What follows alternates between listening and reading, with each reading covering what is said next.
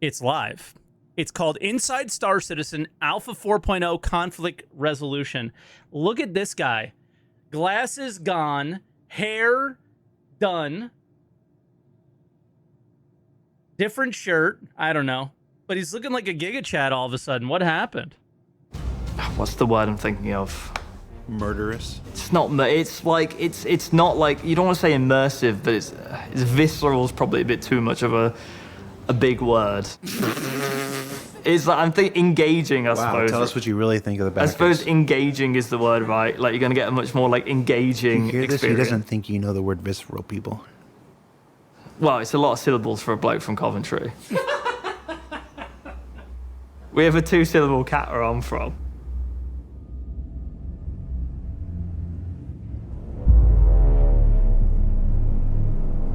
I don't get that. That's some three-head memes. I don't know. I gotta say, before we even start, though, I was really excited for this episode. It's hard to be as excited for it now, knowing that there's a good chance that we may not see this even this year. You know what I mean? It's a bit of a bummer. As the Pyrostar. But we will watch this with the assumption of it's coming like tomorrow. We'll discuss it in that way, but it's, you know, we have no idea what's going to happen. System is lawless. This means that combat can break out anywhere. Social spaces can turn into combat spaces in the blink of an eye. The main experience we're trying to build is something that feels a bit more like wild and not the typical thing that you've seen in Stanton. So the themes are a bit more chaotic than you'd expect. So for example, if you're shopping and then someone decides to take a firefight with you because they think your armor's cool and they want it, you can jump over that kiosk, sit behind that cover and return fire. So you're basically turning this shopping mall, which you were at previously, into a combat zone. So like we had seen in previous episodes, the lack of armistice zones at what they called social locations was not a surprise. Was not a mistake, I should say. These spaces were built modularly.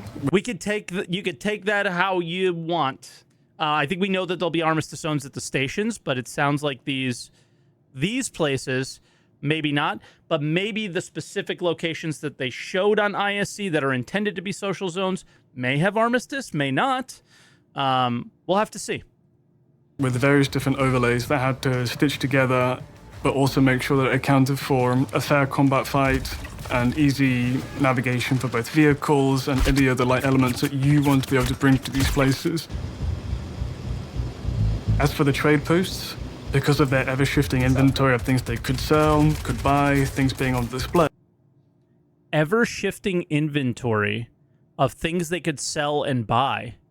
That's interesting. What is he referencing there? This changes the layout of the trade post itself. Taking everyday objects. Ah, I spoke too soon. I literally, if I paused 2 seconds later, there's different trade posts that buy and sell in different things. So the ones that we're going to are going to be static. I know the YouTube commenters, you hate that. Deal with it. We'll have to see. Objects in the trading post, like weapon terminals, something that you would purchase, would then, as soon as a fight is initiated, that becomes cover. You would be using these things to help yourself to not get shot by the enemy, essentially. Wait, So Glenn you could still be is there? ducking That was behind Glenn? cover behind a ship component that you want to purchase for your ship later, but first you've got to take care of this rival gang attacking you. Then afterwards you can decide, hey, I need to grab a multi-tool for this other salvage mission I need to go to. So after the firefight is finished, you go to the counter, pick up your multi-tool with a salvage component, pay for it, chip's done, and off you head out. This is interesting. We'll see how this plays out.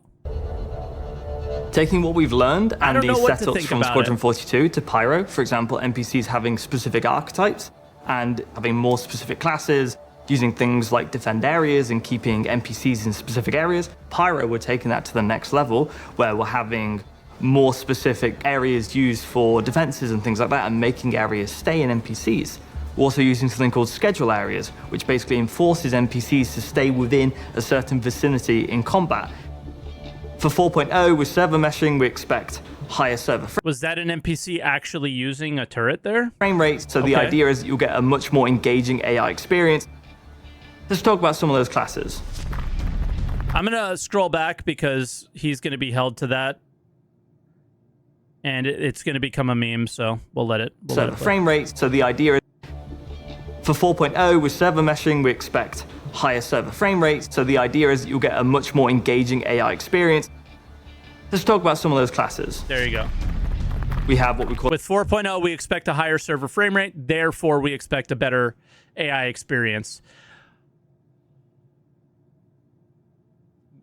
God bless. I hope so, which typically features light armor and SMGs, and they have more aggressive traits. So they're focused on getting close to you and flushing you out. Similar with our CQC class, which typically has shotguns, and obviously they have the much higher aggression version.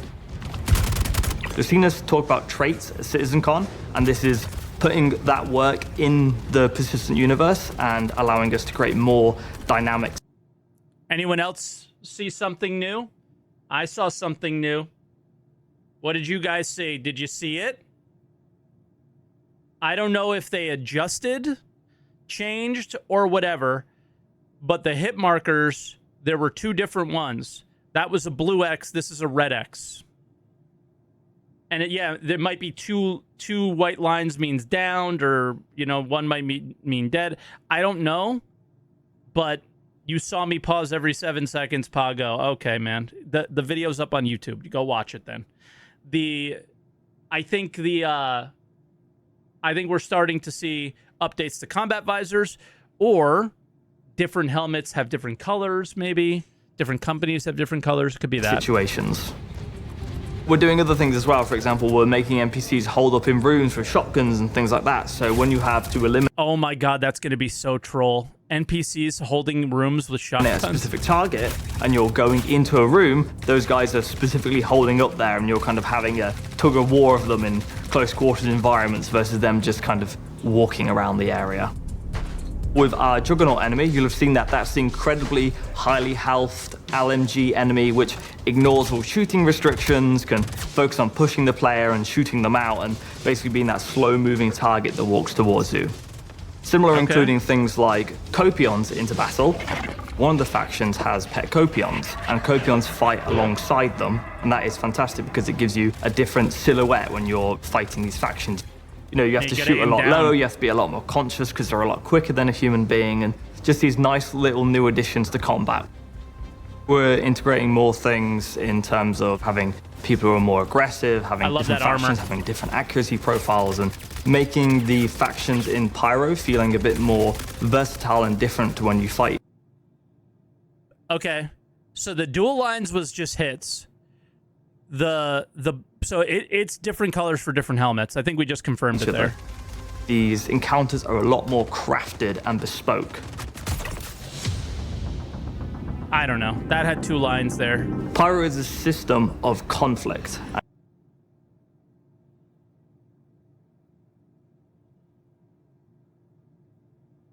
Nice. Of conflict. And in there's many factions vying over control. When you arrive at Pyro, one of the first things you want to do is enlist one of the two primary factions. The Headhunters have more tiered structured armor, which you can acquire.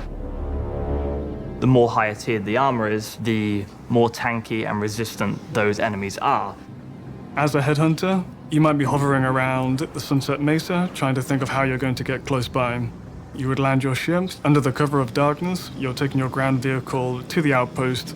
Under the cover of darkness. Okay. You're then getting out, trying to sneak past the outer perimeter, and eventually navigating your way down to either the... What story are we telling here? Can we actually sneak around these enemies, or is this CitizenCon version 55 where we're sneaking past enemies that gas tanks don't actually do this stuff? We'll have to see. My hope is that's not the case, and we actually do have sneaking eventually gameplay, navigating your way down to either the gas tanks or to the main landing pit itself, and finding the exact critical point that would break the entire operation at the scrapyard. Citizens of Prosperity have much higher and deadly accuracy. They also have more civil weaponry versus criminal weaponry as well, so you'll see things more like bearings and so on and so forth, versus other more lawless factions which typically have things like Castak arms. If you're aligned with the Citizens for Prosperity, Okay. Let's go back to Pyro Weapons ISC.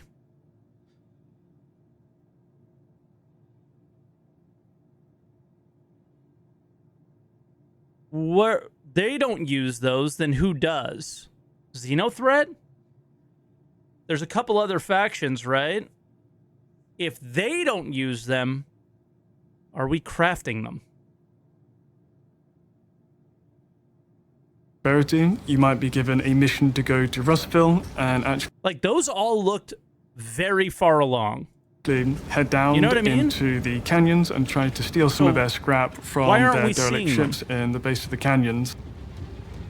Because of Pyro 1's unique terrain where I'm Rustville not is located, coping, I'm just you will trying to make sense of it. need to get into your ground vehicle again, navigate through all the twisting canyons and ravines, and use your multi-tool to steal as much scrap as possible to end up sabotaging the unlimited supply of scrap that the headhunters at Rustville have got. So regardless if you side with headhunters or citizens of prosperity, you will both be able to fight the Xenothreat. These Okay, here we hate go. everybody. They are operating out of Pyro 2, 3, and Pyro 6.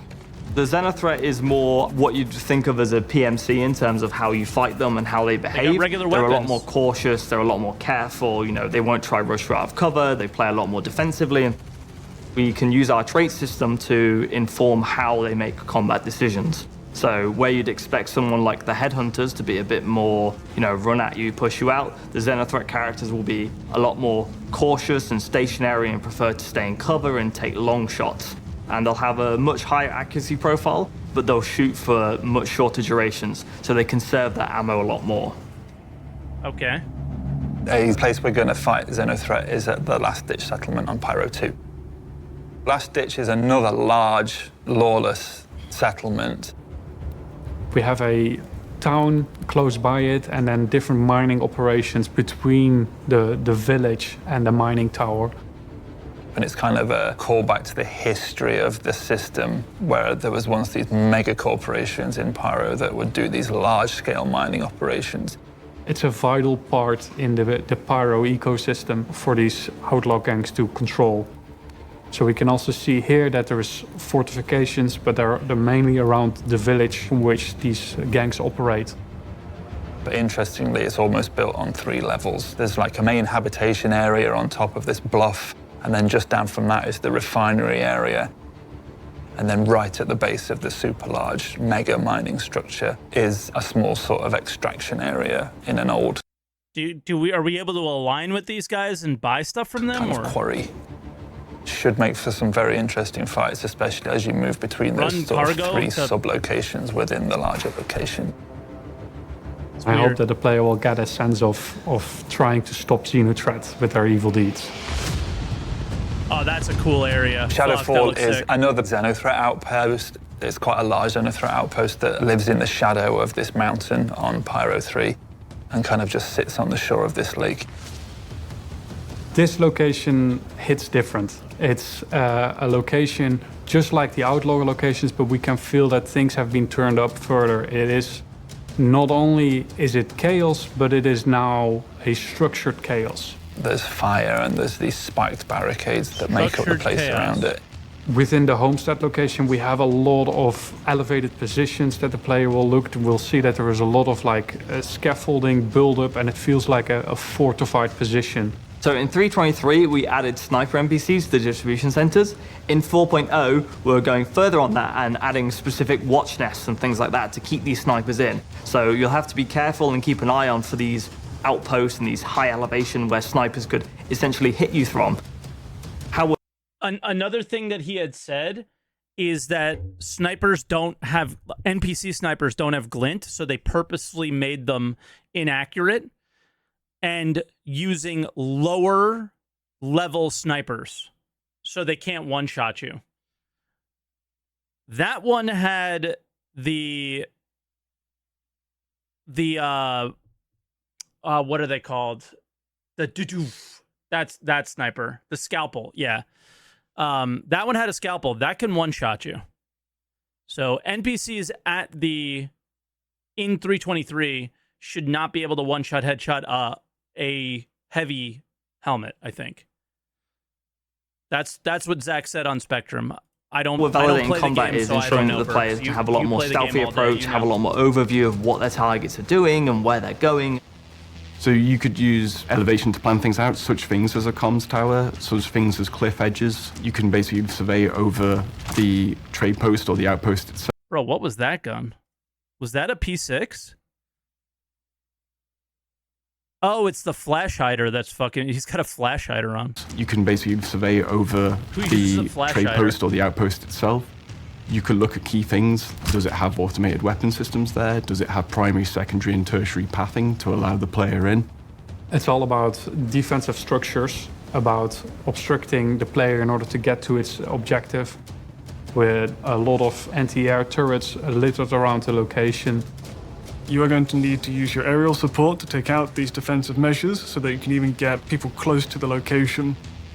Eventually, you can pull in your ground vehicles, drop off an elite squad. You can stealth through the scrapyard, you can stealth by the nearby lake, come through the derelict outpost section, Heads finally on a clearing out swivel. Xeno threat once and for all Well, until they come back. from another outpost. It's definitely a place that will just feel very hostile to the player. And you feel like this is a location that has a purpose within the universe and that it's important for these outlaw gangs to protect what they have going right here. In 4.0, you can expect a lot more crafted, engaging combat experiences, with new archetypes, enemies using new weapons, fighting animals alongside humans, and all sorts of absolute crazy that you expect from Pyro. Hey, All right, Bosch. This is exactly what I expected this episode to be, which is all talking about how we interact with NPCs. And this is the one thing that I will hammer home over and over and over and over and over and over and over again about Pyro is where's the sandbox part? Like that's obviously some sandboxy things, but where's the sandbox interactions between each other? They do kind of touch on it, like you might have to kill players that are there, but and that it's more open. But why are we fighting there? Why? Like, yeah. So there's are they just basically describing missions that are going to be there? And that's the vibe that I got. And I really want them to get away from the fact that missions drive all the things that we do in the game currently. And I would like our own decision making to drive the things that we do. And they don't currently do that very well. A little bit with mining, a little bit with salvage.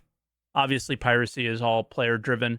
But for the most part, the heavy focus is on these mission experiences and these location experiences, and there has not been that support to why we interact with each other as much. So I'm not disappointed by the episode because this is what I expected, but Pyro was kind of supposed to be that just kind of all the mission stuff I thought was going to kind of go away, and it was going to be us, you know? So I got to say, I'm what more disappointed can I by add? that. We always knew there'd be a lot of combat in Pyro, but with the addition of more AI archetypes from Squadron and the anticipated performance improvements generated by server meshing, we're hoping to deliver an experience that's more dangerous, engaging, and heck, I'm not from Coventry, so I can say it, visceral for our players. I think that what they consider combat is not necessarily what everybody would call combat in the game, right? They when they use combat, they're not using PvP. And I think a lot of people leading up to this episode, when Jared mentioned it on SEL, at least I did, was assuming combat meant PvP locations, things like that. We definitely have the contested zones, though. So that's the kind of most sandboxy-ish element, but it had so much PvE, what sounded like involved with it too. So it's hard to say for now, but as always, we'll just let them cook and find out. But in the moment, when you hear what and see what you see, what do you feel? What I feel is I'm still feeling like Pyro sounds way too much like Red Stanton without a crime system as much, right? Is what they think is the content players need, I don't agree with, is what we need. I think we need to focus on the tools that make players interact with each other more, especially when you're going down the server meshing route, more players per server, things like that. So I don't, no matter what happens with better AI and this and that and the other thing, it's not really what I look for in an MMO. But PvE is something that a lot of people do. And I do PvE stuff, but I way prefer interactions with other players.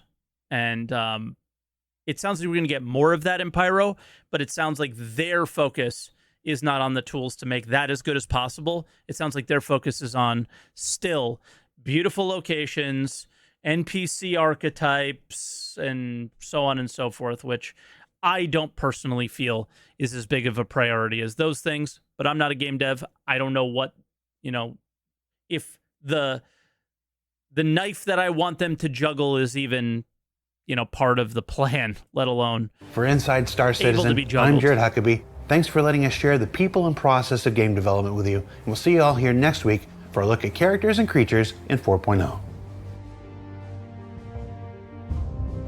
Do you prefer pure PvP or pure PvP VE? Probably PvP VE. That's why I'm pretty excited about the contested zones. But all right, that's the episode. There's no extra stuff there at the end, but I gotta say the 4.0 stuff isn't hitting as hard anymore.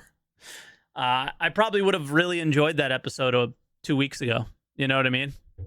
But now now that 324 is out, I'm not really sure what I'm looking forward to yet.